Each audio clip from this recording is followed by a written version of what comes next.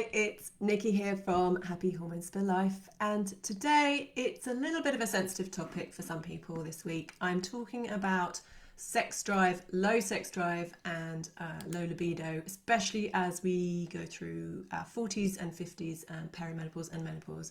It's something we don't often discuss, because it can be embarrassing, but so many women experience it, especially during this time.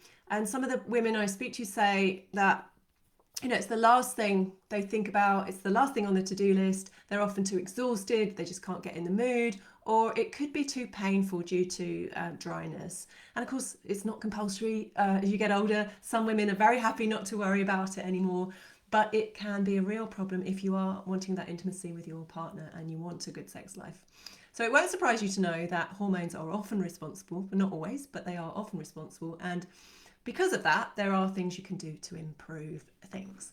So I'm going to take you through some of the hormones that can contribute to a low libido. So first one, obviously, kind of makes sense, but it is cortisol, your stress hormone. I talk about it every time. But stress and sex, they really don't go together.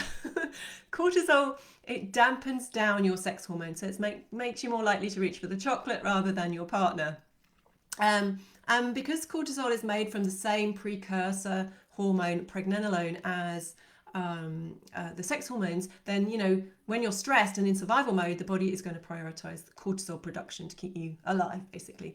So that takes priority, and then your reproductive hormones kind of go down the hill. So cortisol also increases prolactin as well, which can stop you ovulating as well. So your sex hormones take a backseat, your testosterone and libido kind of disappear, and that can be the result. Thyroid is really important as well. It regulates your sex hormone production. So if you don't have enough thyroid, which is often the case for women over 45, 50, then your sex drive can literally plummet. Fertility can be affected as well, obviously, when you're younger. Estrogen, obviously, you need estrogen to be a woman, enough of it to feel sexy. And obviously, that's why you're probably in the mood around ovulation more than ever, different times of the month. But if estrogen is low and declining, as it does through perimenopause and menopause, you can be left feeling tired, irritable, sleepless, and sex can be the last thing on your mind, really.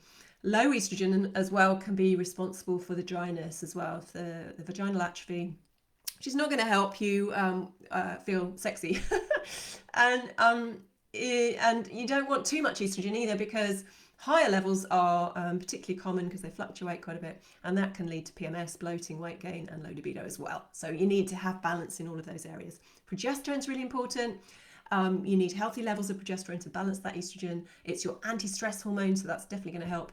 And in the years leading up to menopause, ovulation becomes irregular, and therefore progesterone declines very rapidly. Stress in your life is going to make that worse as well.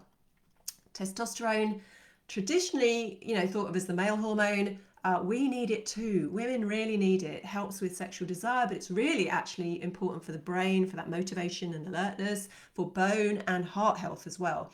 And it declines quite rapidly through menopause. So really important how you can naturally keep levels healthy. Other factors, apart from hormones, of course, these are the physical factors that can affect your sex drive, but of course your diet, your nutrient absorption, your lifestyle can also have a big effect. And of course there are emotional factors to consider as well as the obvious physical attraction to your partner too. Very key. So tips, how do we do this? How do we increase our sex drive naturally? So I'm going to take you through some very simple tips to balance your hormones, which is naturally going to boost libido. So first one is to chill out. Reducing your stress hormones can balance that cortisol. It's going to boost your energy, boost your mood, and it's going to have the effect of boosting your sex hormone production as well. So daily prioritization, I say this in every video, but it's because it has such a big effect on your hormones. You have to get that daily stress management prioritized in, whatever works for you, whether it's meditation, reading, walking in nature, whatever floats your boat, do it on a regular basis. Number 2 is to balance your blood sugar. If you're eating loads of carbs and sugar, and you're on that blood sugar roller coaster, that's going to crash your energy, make you very moody and irritable. And that's going to affect your hormones too. So make sure you're eating plenty of good quality protein and healthy fats at every meal, and try not to snack too much, and that will get your blood sugar nicely balanced. Fat, healthy fat is your friend. Not necessarily on you, but in your diet. Your sex hormones need fat. They need plenty of healthy fats from your diet to be made and transported and stored. So we want lots of avocado, nuts, seeds, coconut oil, olive oil, oily fish, all that kind of stuff to help your cells and really, really help your hormones work properly. Your cruciferous vegetables are next. I'm going to get these in as much as I can. Broccoli, cauliflower, cabbage, chard, kale, rocket, all of those lovely cruciferous veg, Brussels sprouts, not just for Christmas. They all contain a really important compound that helps regulate your estrogen levels, gets it through the liver. So lots of cruciferous veggies are going to help that balance. Epsom salt baths. If you like to have a nice warm bath, which is lovely at the moment in this cold winter, the magnesium in those Epsom salts are really going to help to relax your muscles. If you don't like to have a bath, you can just take a magnesium supplement. But it's a really nice way of, that self-care, de-stressing, balancing the cortisol, but also getting that magnesium into your skin. Number 6 is something that I really like that can help. It doesn't help for everybody, but it's worth a try. Maca. Now, it is known in Peru as nature's Viagra. So you can tell from that what it does. It's good for stamina, for energy, and for libido. So it is an ancient superfood. Like I said, it works for some, but not for others. So it's worth a try if you haven't tried that before. Watch out for medications. We know that the birth control pill is designed to suppress ovulation. So it is going to knock out your sex hormones as well. So low libido is a common side effect of the pill. So other medications also have this kind of side effect. So if you're worried about that, or you want to change medication, or just go to your doctor and ask for a review and discuss any alternatives that may not have the same side effects. It's always worth doing that.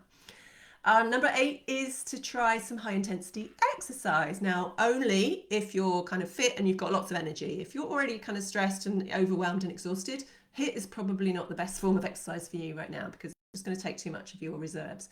But high intensity interval training can increase testosterone because you're putting on muscle. Really good for fat burning as well. But if you're low in testosterone, it's a good method to do that. But again, be careful if you're already doing too much. Yoga is another way of doing it. Strength, flexibility, mood, reducing stress. All of that is good for your sex life. So get into yoga as well. It is very relaxing.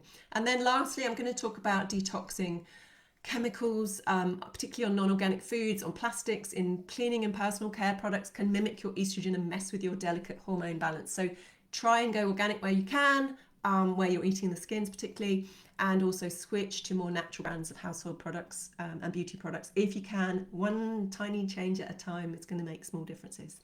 Supplement wise, I obviously would recommend my top 5, which I always recommend. Go over to my collection approved vitamins. You'll see my top 5 in there for your basics over 40, the nutrients that you need and you may not be absorbing as well. So those are my top 5. But then in addition, for things like low libido, I would recommend things like Promensil. If you're not on HRT, if you are on HRT, you don't want to be taking Promensil because it's red clover extract and it's got plant estrogens in it. But if you're not on HRT, it's a good one to try to see if we can get that estrogen progesterone level balanced. And then Maca, there's a supplement over on my collection called Pure Encapsulations, Maca 3, and that can be very helpful if you want to try Maca. You can also get powdered form of Maca, which you can chuck in a smoothie or in your porridge and see how you like that. It's kind of tastes quite nice. And then the last supplement is omega-7. It's one of the omega essential fats, but it's omega-7. It's sea buckthorn oil, and it's particularly good for vaginal dryness. Again, it doesn't work for everyone. You may need to add in some localized estrogen. Talking of which, HRT, body identical hormone replacement therapy can be very effective if natural remedies are not improving your symptoms. So you can get body identical on the NHS, estrogen only patch or gel, or Utrogestan progesterone tablets are the body identical forms of HRT, which means that they are molecularly identical to your own hormones and they don't carry the same kind of risks or side effects. You can get those on the NHS very easily if your doctor will give them to you, but if he doesn't or she doesn't, then go and demand them. And also try localized estradiol or estriol pessaries or creams to relieve dryness if you have it. So if sex is painful, you're getting kind of itching or soreness at all, or constant UTIs, it could be again because of the low levels of estrogen, and you can just try localized Vagifem or Ovestin or there's other, I think there's rings as well. There's all kinds of things that you can try, which will just give you a very small dose of localized estrogen that will really help with that. Again, work for some, not so much for others. You may need systemic HRT on top of that as well. Depends who you are and what you've already tried. But do try that if that's an issue for you. And also, you can get tested as well. We offer tests that can work out what your underlying hormone imbalances are, and we can target where there is an imbalance. So low sex drive can be multifactorial. It can be different things for different people. So the tests we do can identify which ones we need to target. And other issues as well, like stress, inflammation, gut issues, nutrient deficiencies, all kind of things that could be contributing to your symptoms. So do contact us for more details of how we can help for that. Hope that was helpful, and have a great rest of the week. Take care.